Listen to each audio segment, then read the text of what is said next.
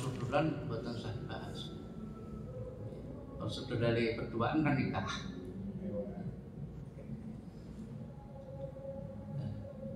Maka wajib niku menetapkan alasan ora oleh jipuk menarik mahar itu sak badanipun halwa.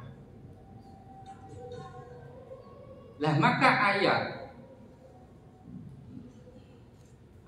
wa in aradtum istibdala fala taqudu minhu syai'an kan ataquduna buhtanan wa isman mubina niku mboten saged dipun tahsis dengan ayat wa in talaqtumuhunna min qabli an tamassuhunna wa qad faradtum lahunna faridatan nisfu ma faradtum. Tidak bisa ditahsis dengan itu.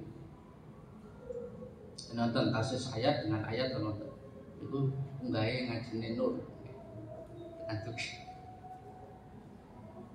niku mboten saged. Niku kan menyebabkan nek awakmu kabeh nolak sadurunge awakmu nyentuh atau ngemek lah kena jipuk separuh dari mahar yang sudah diberikan. Dan niku mboten saged dipun tahsis dengan ayat ini.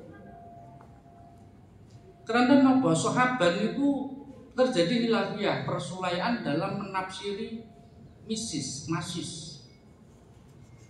Masis niku napa? Masis niku nek cara Sayyidina Umar al-muradu minal masisi al-khalwah. Sing dikarepaken masis niku ya berduaan di tempat yang sepi. Nek Abdullah menafsiri masis niku ya al-jima' langsung menuju hubungan seksual suami istri. Lah ketika ada persulaian yang beriku ada terjadi khilafiyah ja'aluhu mukhassisan li umumi hadal ayat, maka harus disasis ayat niku. Harus disasis untuk menerangkan sebenarnya sing kepiye. Mula dipun jawab disimpulkan an inna hadil ayat al madhkurata hahuna mukhtasatun bima ba'dal jima' bidadiri qoulihi ta'ala. Ayat sing niku dipun tahsis, dipun khususaken, diperlakukan tidak boleh mengambil mahar yang sudah diberikan ketika sudah ada perbuatan jima di antara pasangan suami istri. Dengan dalil wa kaifa ta'khudunahu wa qad adha ba'dakum ila ba'din. Jadi tahsisnya ayat 20 niku ditahsis dengan ayat 21. Terima kasih. Badanipun tahsis itu. Jadi tahsisnya malah dengan Nabi. Wa adha ba'dakum ila ba'din wa ajma. Lah makna ifdha niku dimane wa al-jima' ala qauli aksaril mufassirin menurut pandangan kataipun ulama ahli tafsir. Wa'lam annasu al-usrati imma ayakuna min qabli min qibalil zawji wa imma ayakuna min qibalil zawjati. Fa in kana min qibalil zawji kuriha lahu ayyahuda syai'an min mahriha. Tapi perlu diketahui bahwasanya su'al usrah sehingga dicongkrah, gawe gaduh dalam keluarga itu bukan hanya disebabkan dari laki-laki, tapi kadang laki-laki ini kadang perempuan. Nek wau teng ngajeng ayat niki kangge nangkis budaya jahiliyah sing mengkambing hitamkan si istri, menuduh si istri berbuat haisah, itu berarti sing gawe goro-goro wong lanang. Tapi kadang juga untuk memancing puluh mengajukan sing gawe goro-goro ya wong wadon. Lah nek sing gawe gara-gara niku wong lanang supaya terjadi perceraian, urihalahu ayyaquda syai'an min mahriha. Dimekroke nek wong lanang niku nuntut sebagian daripada mahar atau nuntut iwat mriku denda mriku. Nggih, saged dipun diperjelas mangke kali yai ngoten. Pun biasa berlaku di pengadilan. Bagaimana teknis ini nek terjadi sengketa nek sing gawe gara-gara wong lanang kepiye, prosedur nggih sing wong wedok nggih. Dadi nek ben mriki nek sing gawe gara-gara sampai terjadi perceraian saka pihak laki-laki niku wong lanang tidak boleh ayaquda syai'an min mahriha. Niku saged ditelaah wonten ing Tafsir Ar-Razi karanganipun Imam Fakhruddin Ar-Razi halaman 606.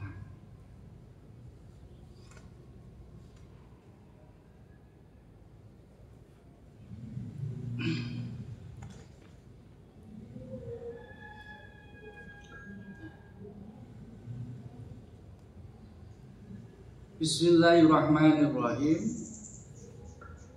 Wa kaifa ta'khudunahu lan kepiye ngalap sapa sira kabeh ing kintor bi ayyibajin tegese kelantin di arah to mahar ya.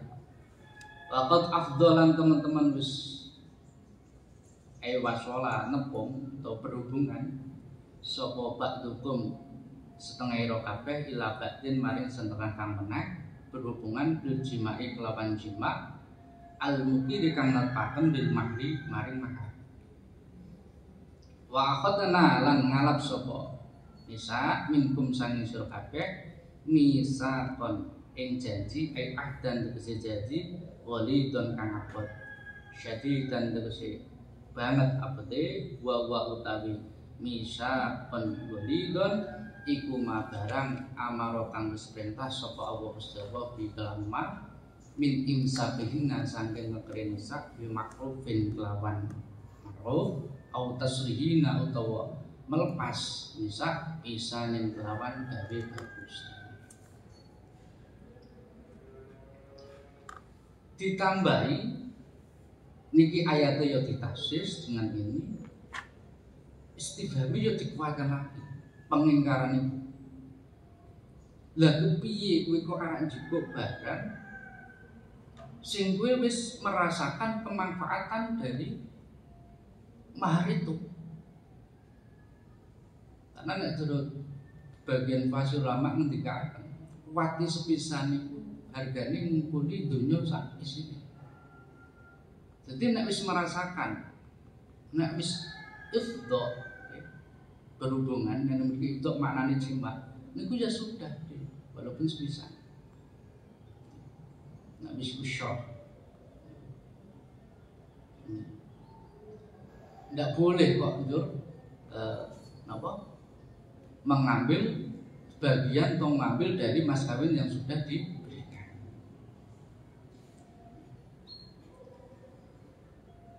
Wa akhadna minkum misaqon. Dan juga kamu sudah mengambil sumpah janji yang sangat berat.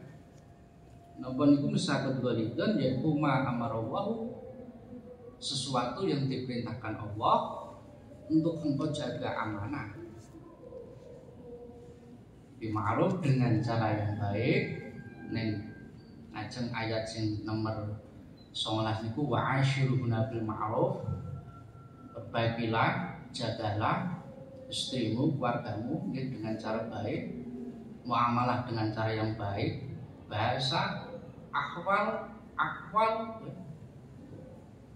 dan kalau bin ku angel dihukumi, kalau betul sakit, ya saya kalau bin dan juga diberikan seandainya, nanti kok mau melepas dengan cara yang baik.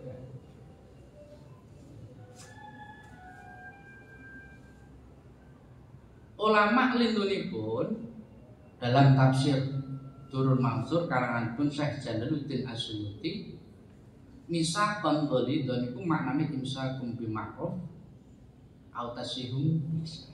Itu sampun biasa wae dimireng saking Pak Pengulu. Imam Qatadah ngendikaken maknane misaqon walidun iku huwa ma'qadallahu lin nisa 'ala rijal wa imsakum bi ma'rufin aw tasihum bi ihsan. Wa qad kana dzalika yukhadu indahu akdun nikah. Jadi janji yang dibebankan, yang diambil kepada lelaki untuk menjaga perempuan. Loro ini dijaga. Nek kowe gelem, jagalah dengan baik, ma'ruf, tapi suatu saat itu juga direncanakan. Namun nak ngecolki ya dengan baik ya. Dan itu janji yang diambil ketika pada waktu akad nikah. Nah, Ibnu Umar itu sebut akad nikah itu nggih pernah. Dan nek Ibnu Umar itu nek nikahke tiang itu malah ngangge sebut itu ka alama amar wabi imsakum bi ma'ruf au tasrihum. Nah, sahabat Anas bin Malik nek ngrabeke putrane utawa sedereke sembatan itu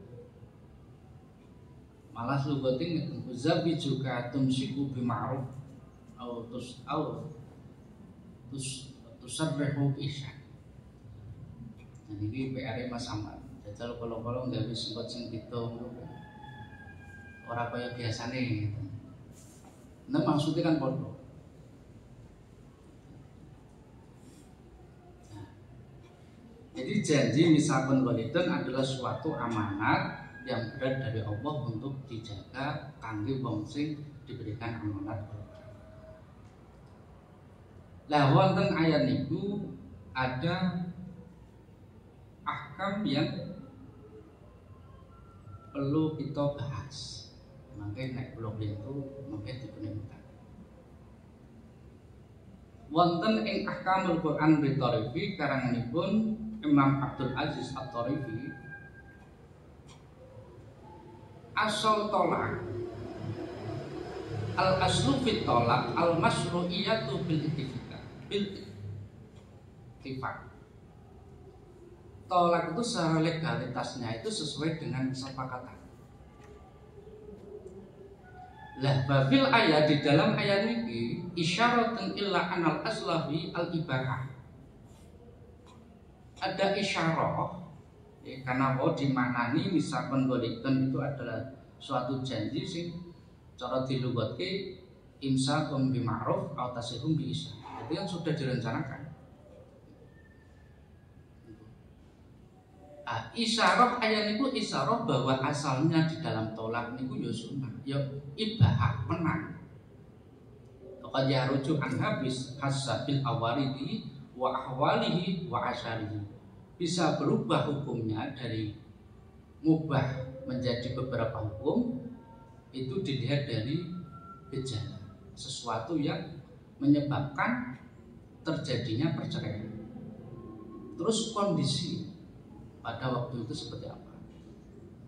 Terus nanti dampaknya, pertimbangan kemanusiaan, mungkin anak-anak, ekonomi, agama dan lain-lain.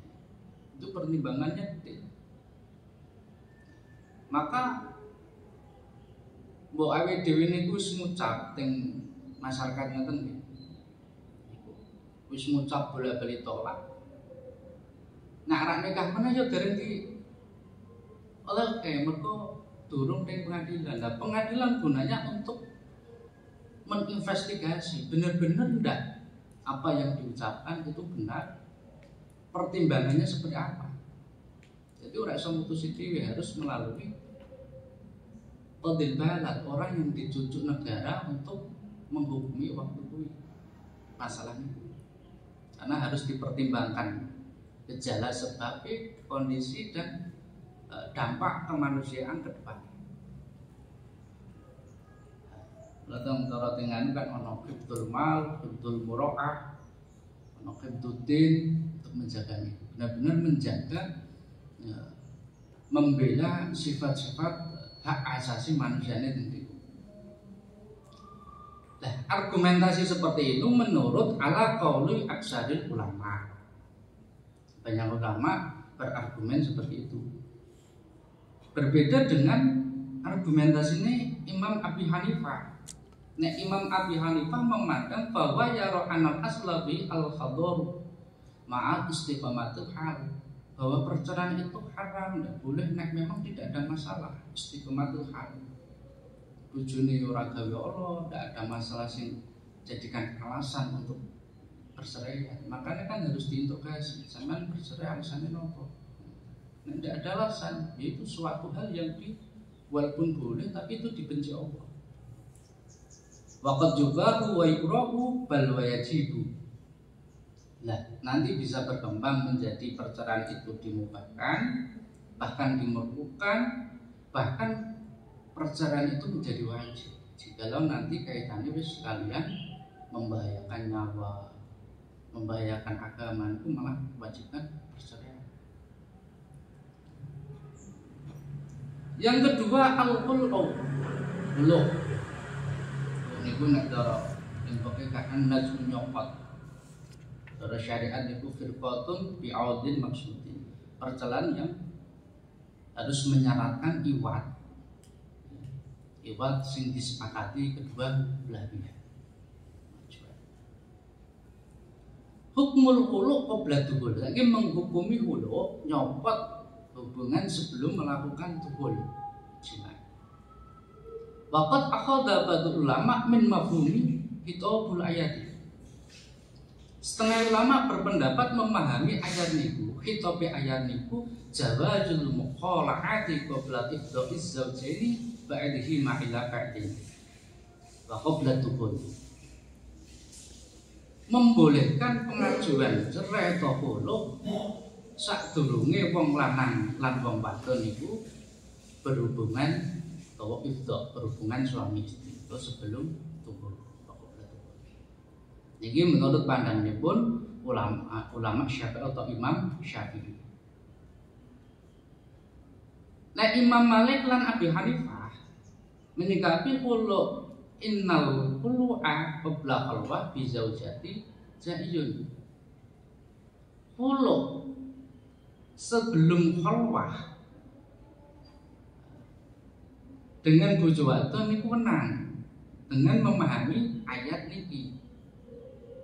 Walau lam ya'ti zaujat, walau lam ya'ti az-zaujatu bi fahsyatin bayyinatin, walaupun bojo niku orang gawe kesalahan sing Allah sing fahisah seperti yang disebutkan dalam ayat 19. Tiada milik doi bainuma wal mu'asyarati alladhi yuqaddima tahrima ahdil mali ahlihi. Orang gawe alasan ora nane itu antara wong lanang lan wadon dalam musyawarah sing menyebabkan larangan untuk mengambil mahar yang disyariatkan. Ini menarik lagi gini. Jadi belum melakukan perbuatan yo ifdha atau dukhul sing karena dukhul dan ifdha itu menyebabkan larangannya untuk mengambil mahar yang sudah disyariatkan. Wal adharu annal ayata ammatun. Nah, terus disimpulkan bahwa ayat itu bersifat ammah, tapi alasan ifdha wa ta'lila bil ifdha'i li ghalibi min hali zawjaini. Jadi ayat itu berlaku ammah kena khulu' sebelum dukhul atau ba'da dukhul. Tapi alasan ifdha niku akeh wong nek wis wong pegateng pun rata-rata sawise kumpul. Iki mencari alasan ghalibnya. Innaha yatafarraqu ibadatuhul laqablahu. Dan juga untuk menerangkan menolak supaya tidak diwenangkannya mengambil malha dalam masalah taklil kalau alasan kalau. Maka nahyu dalam ayat itu bersifat ya, taklil alasan ifdha dan seterusnya itu bersifat umum di dalam masalah maknane, bukan pembatasan. Fakadzalika li umumil ayatil baqarah wala yahillu lakum an ta'khudhu mimma ataitumuhunna syai'an illa ayyakhafa Allahu qima hududallah.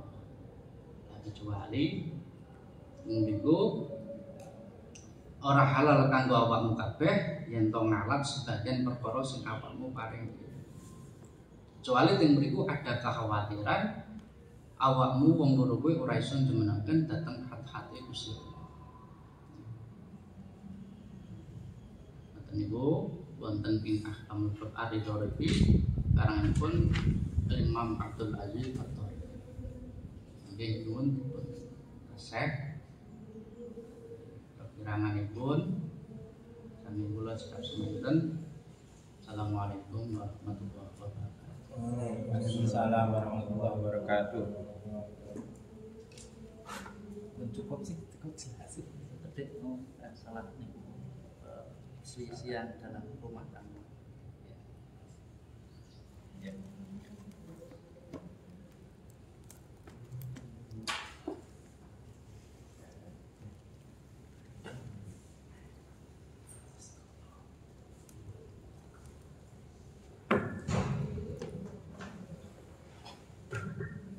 Assalamualaikum warahmatullahi wabarakatuh.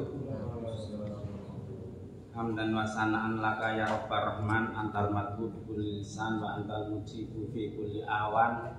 Sholatan wa salaman ala rasulika burhan sayyidina maulana Muhammadin sallallahu alaihi wasallam, fasihil lisan wa wadihil bayan, wa ala alihi wa sahbihi wa man tabi'ahu bi ihsan ila akhir zaman. Amma ba'du.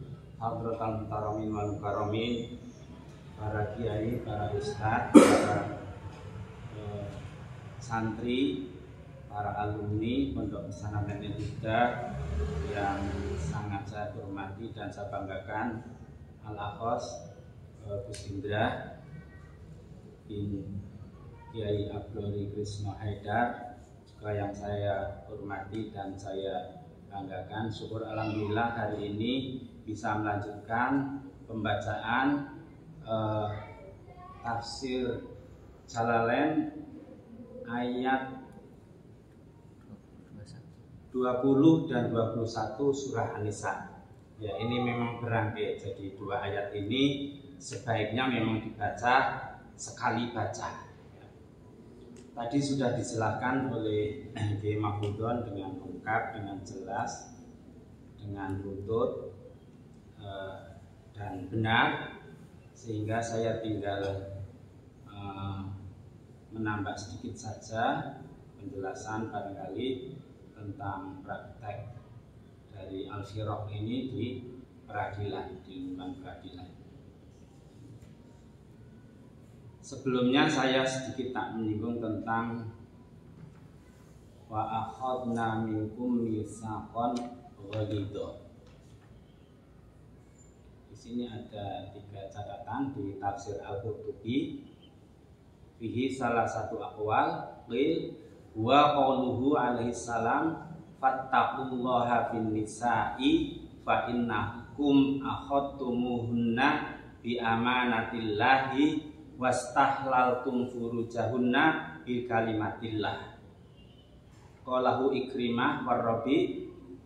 Asani qauluhu ta'ala fa in sakum bi ma'ruf aw tasrihum bi ihsan. Qalahu Al-Hasan wa Ibnu Sirin wa Qatadah wa Dhahhak was-Sati. Asalis uqdatun nikah qaulur rajuli nakahta wa malakta uqdatan nikah.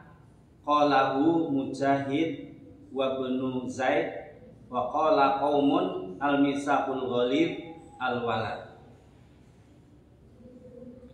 Misaqan ghalidhan itu dimaknai dengan perjanjian atau ikatan yang sangat kuat.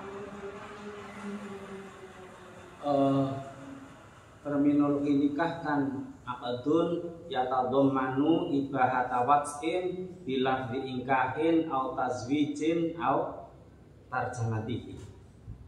Jadi di anak atau di bajuri itu yang ada begitu, bahwa akad yang mengandung dibolehkannya berhubungan suami istri itu antara calon suami dan calon istri.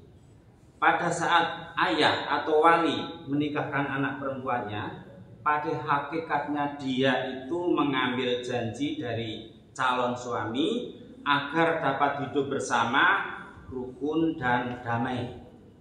Intinya di situ.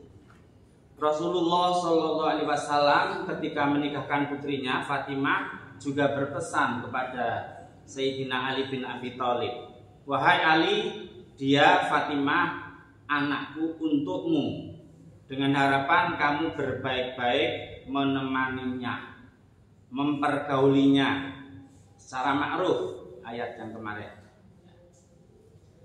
Kesediaan seorang wanita untuk hidup bersama dengan seorang laki-laki dengan meninggalkan kedua orang tua yang telah membesarkannya dan saudara-saudaranya, dan mengganti semua itu dengan penuh kerelaan untuk hidup bersama dengan seorang laki-laki yang menjadi suaminya, serta bersedia membuka rahasianya yang paling dalam.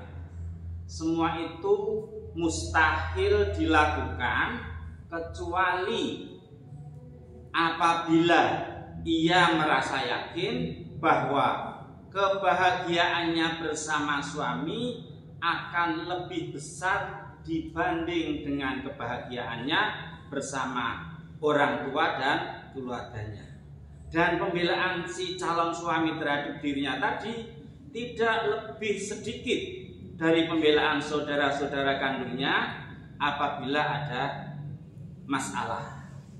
Keyakinan bahkan syarat tidak tertulis itulah yang dituangkan istri kepada calon suami dan yang tersirat ketika dilakukan saat akad ijab kabul.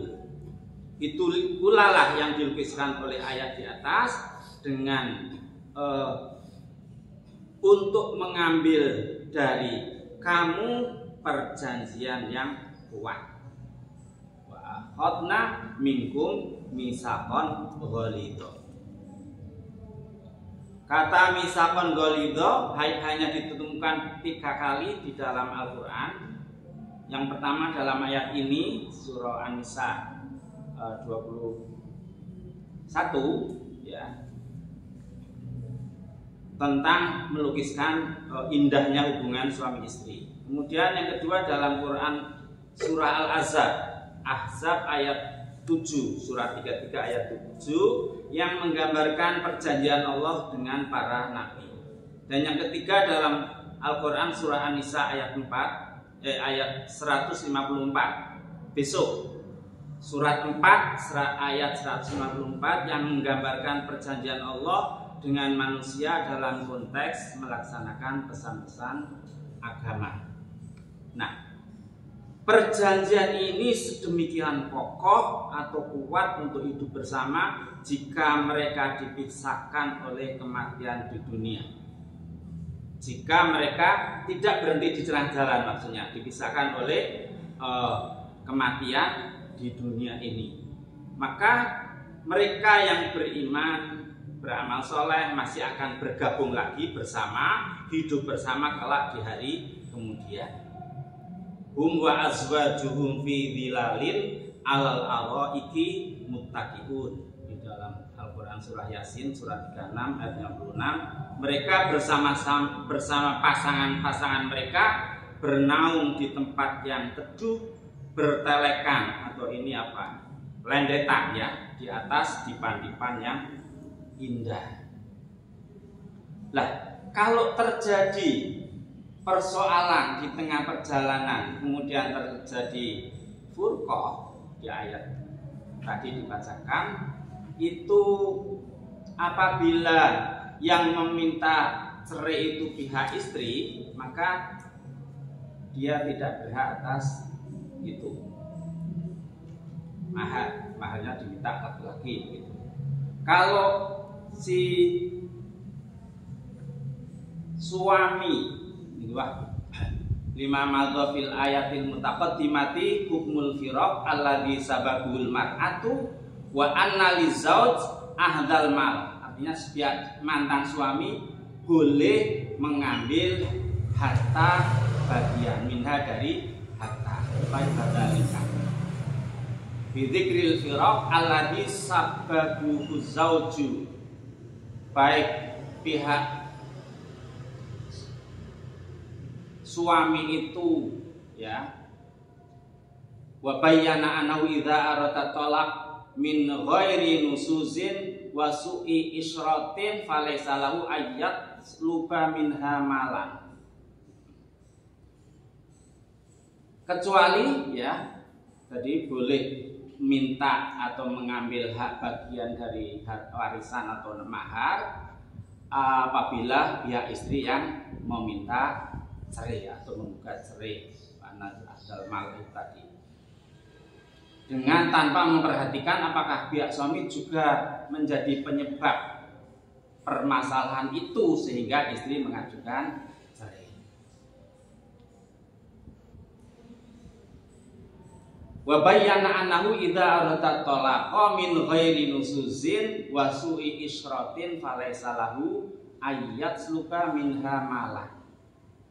Juga dijelaskan di sini bahwa dia zauj apabila menginginkan perceraian dengan ghairi nusuzin, alasan tanpa adanya nusus, wa su'i isyratin dan perbuatan jahat jelek, falaisa lahu ayyutsluba min hamalan, maka dia tidak berhak untuk mengambil harta. Harta itu dulu namanya masih disebut mahar, ya, muhur tadi, tapi sebenarnya ya itulah bagian dari harta. Asalnya waqtalafa ulama'u idza kana zaujani yuridanil firaq wa kana minhuma nusuzun wa su'u isyratin. Kalau kedua-duanya berkehendak untuk bercerai, maka faqala malikun lizauji ayya'udha minha idza tasabbabat fil firaqi wa la yura'a tasabbabuhu huwa. Tasabbabuhu. Bagi suami boleh mengambil bagian harta kalau penyebab dari perceraian itu pihak istri. Dan ini tadi tanpa mempedulikan apakah suami juga menjadi penyebab. Wa qala jama'atun minal ulama, sementara jamaah atau segolongan dari ulama, la yajuzu lahu afdal mali illa an tanfaridahiya bin nusus wa tatslubahu fi dzalik. Tidak diperbolehkan bagi suami untuk mengambil harta dari mas kawin, apa harta itulah bersama, ya, ila antan farida, kecuali antan faridahia, istri tersebut sendirian bin nusus, yang melakukan nusus, wa tatslubahu fi dzalika, dan dia mengajukan gugatan cerai. Begini, perceraian di pengadilan itu dibagi dua. Memang di kitab juga begitu. Inisiatif mengajukan cerai itu berasal dari pihak suami, disebut cerai talak. Cerai talak. Makanya di pengadilan hanya dua saja. Di seluruhnya dimasukkan menjadi golongan dua di peradilan, praktek peradilan saat ini. Kalau di kitab-kitab fikih masih macam-macam, nanti ada 10, ada macam-macam. Suami berinisiatif mengajukan permohonan izin menceraikan, karena hak talak sebenarnya kan ada pihak pada suami, dan kapanpun sebenarnya suami boleh menjatuhkan talak dimanapun kapanpun. Tetapi pengadilan hukum ini mengatur silahkan dijatuhkan talak itu, tapi setelah tercukupi alasan untuk melafalkan menjatuhkan talak. Pengadilan begitu, hukum di Indonesia, hukum positif mengatur seperti itu.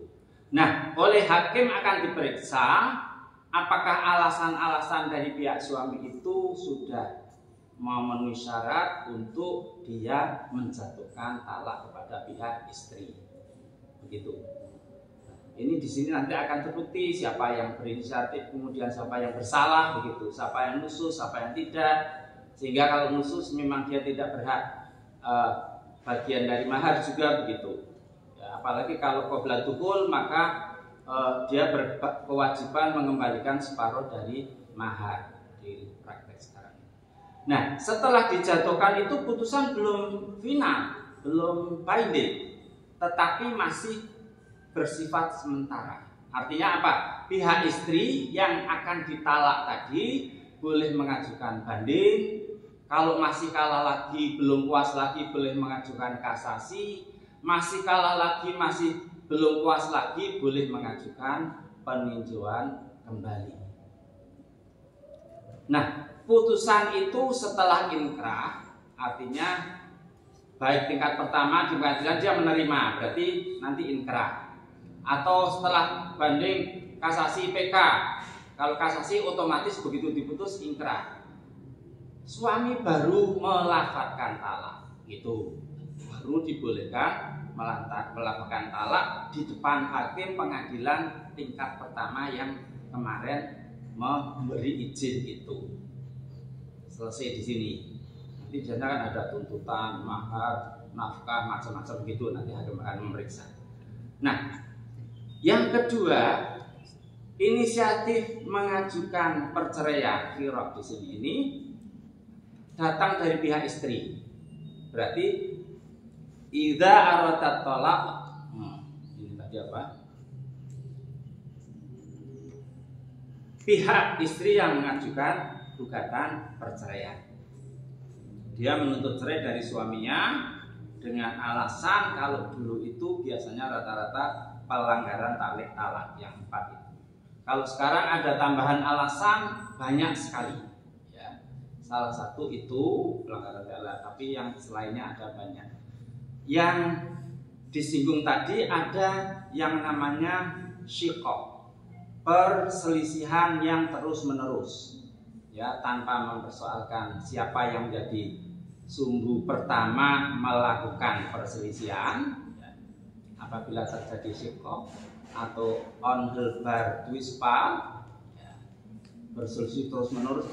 Tidak terus-menerus itu sehari semalam 24 jam berselisih rendah, tapi hari ini berselisih, nanti malam, besok, 2 hari kemudian berselisih, begitu bisa. Nah, kalau begitu pun nanti akan diperiksa oleh hakim apakah alasan dari pihak istri ini sudah patut untuk mengabulkan gugatan dia yang menggugat cerai dari pihak suaminya. Nanti akan dicek. Dan indahnya ini, seperti Kanjeng Nabi mengatakan tadi, itu misak ini perdamaian. Nah, di pengadilan ini sebelum berkas ini dibuka oleh hakim, kedua belah pihak ini sudah disuruh damai, diberi waktu untuk melakukan upaya damai. Maksimal waktunya itu 40 hari, bisa ditambah lagi dengan hakim melihat mempertimbangkan. Kalau tanda-tandanya barangkali bisa mungkin tambah lagi. Kalau tidak bisa ya sudah dilanjutkan dibaca surat gugatan itu. Nanti pun di dalam setiap pemeriksaan sidang berikutnya hakim sebelum memulai memeriksa juga masih diwajibkan oleh hukum untuk melakukan upaya perdamaian. Setiap mau sidang mesti diupayakan damai oleh hakim. Bagaimana pendapat saudara pihak suami, saudara pihak istri, sudah ada kemajuan untuk mendekati terjadinya islah, terjadinya perdamaian. Nah, apabila tidak bisa tercapai, baru itu tadi pemeriksaan dilanjutkan dengan membacakan surat gugatan istri atau surat permohonan istri. Nanti kedua-duanya diberi hak jawaban untuk menjawab, diberi hak untuk menjawab lagi pihak lawannya, diberi hak menjawab lagi sampai mereka masing-masing puas selesai melakukan hak tanya jawab itu. Bisa secara lisan, bisa secara tertulis. Kalau tertulis berarti sidangnya ditunda, minggu depannya jawaban, minggu depannya lagi namanya replik, minggu depannya lagi re-replik, minggu depannya lagi bisa duplik, jawaban atas replik, depannya lagi re-duplik, jawaban atas duplik, berarti re-duplik terus. Baru pembuktian selesai, baru hakim membacakan putusan. Ini praktek di lingkungan peradilan agama, peradilan negara. Pihak istri mengajukan gugatan cerai, pihak suami dikalahkan, artinya dijatuhkan putusan bercerai. Ya, ini secara di pengadilan itu masalah ini hubungan suami istri tidak ada kalah menang, ya, tetapi masing-masing puas apa tidak puas begitu saja. setelah diputuskan, dijatuhkan, masing-masing menerima, ya sudah cerai. Nanti tinggal ngitung iddah perempuan, kalau laki-laki kan tidak ada iddah begitu. Nah, setelah selesai barulah mereka mendapatkan surat masing-masing putusan pengadilan itu. Pihak istri pun yang mengajukan, suami punya hak untuk banding, kasasi sampai peninjauan kembali, sama. Jadi tadi pihak suami yang mengajukan, istri punya hak banding, kasasi, PK. Pihak istri mengajukan, suami berhak mengajukan banding, kasasi, dan peninjauan kembali. Ini jam 10-nya masih 10 menit. Kita lanjutkan barangkali dialog. Apa sudah saya ajukan sekian saja? Sudah jelas ini kayaknya. Tadi disampaikan Ustaz Qori sudah lengkap, sudah jelas. Ini kan melanjutkan kemarin ada ayat-ayat yang menerangkan tentang apa ya, anak zina ya, perzinahan dan kekufuran ya, yang itu kedua-duanya menyebabkan terhalangnya seorang menerima warisan. Dan warisan ini di ayat sebelumnya kan begitu, seorang meninggal, perempuan, laki-laki, perempuannya itu nanti siapa yang melempar baju kepada dia, apa anak tirinya, apa pamannya, apa keluarganya yang lain, Pak D-nya, maka dia ngecupi. Perempuan itu diwaris. Nah, dengan turunnya ayat ini ya yang melarang seperti itu, maka otomatis derajat kaum perempuan kan sudah dinaikkan sedemikian banyak, ya, drastis naik.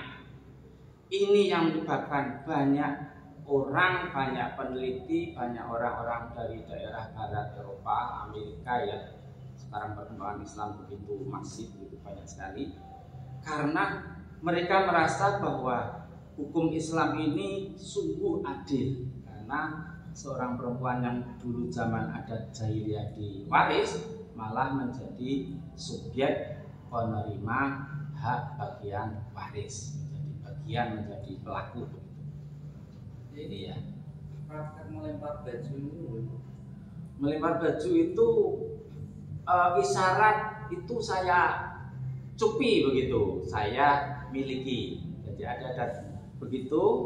Saya baca kemarin ya di mana.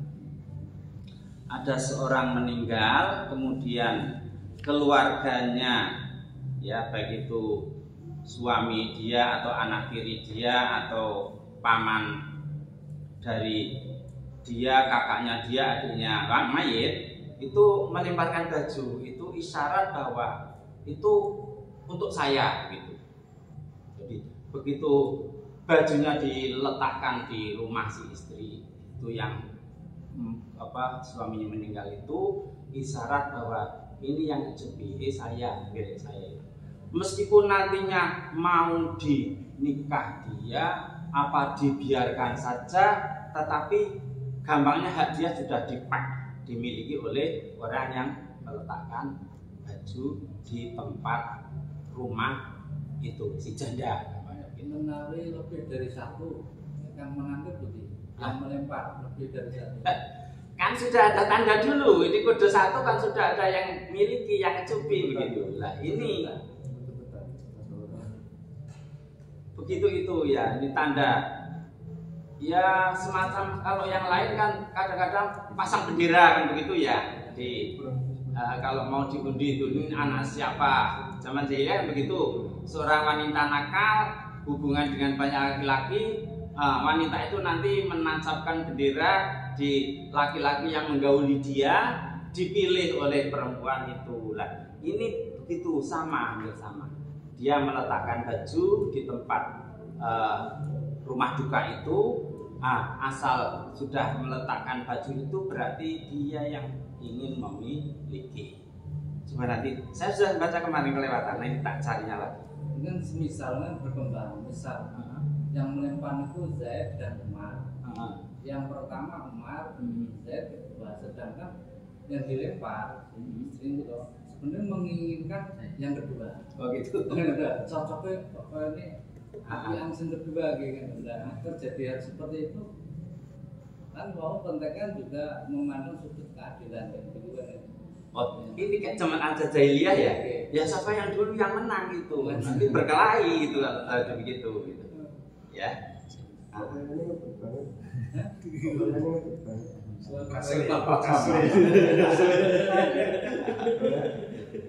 Cepat berarti siapa yang lebih dulu dia mendapatkan. Aku mewakili lo.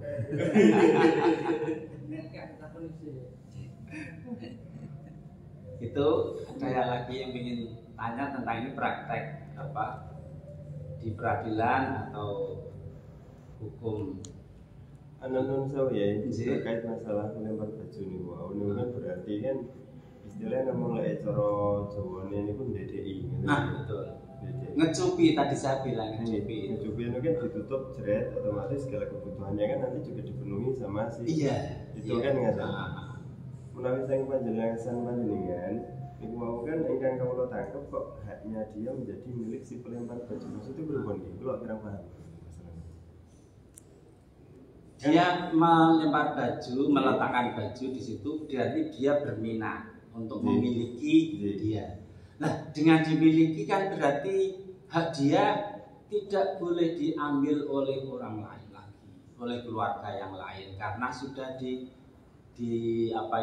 dipesan dulu lah namanya begitu, diinden dulu. Gitu. Hak dalam niki maksudnya pun hak miras nopo hak nopo?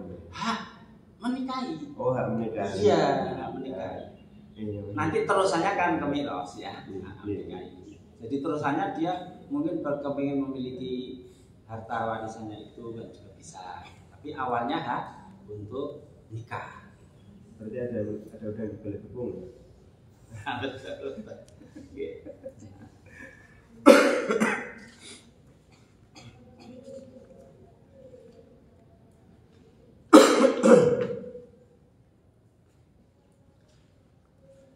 Banyak sekali ini masalah di sini.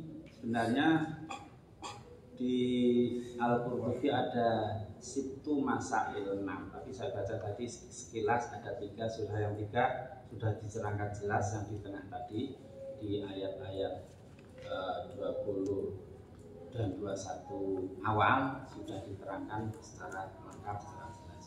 Barangkali sekian dulu nggih, Gus Ali nggih. Kurang lebihnya mohon maaf. Nanti berkembang, misalnya ada persoalan lagi bisa kita diskusikan pada kesempatan yang akan datang. Alaniyatil qabul wa nukhlis al-Fatihah.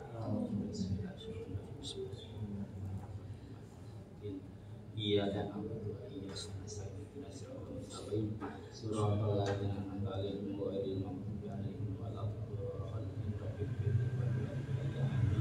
Bismillahirrahmanirrahim. Alhamdulillahirrahmanirrahim. Wassalatu wassalamu ala sayyidil mursalin wa ala alihi ajma'in.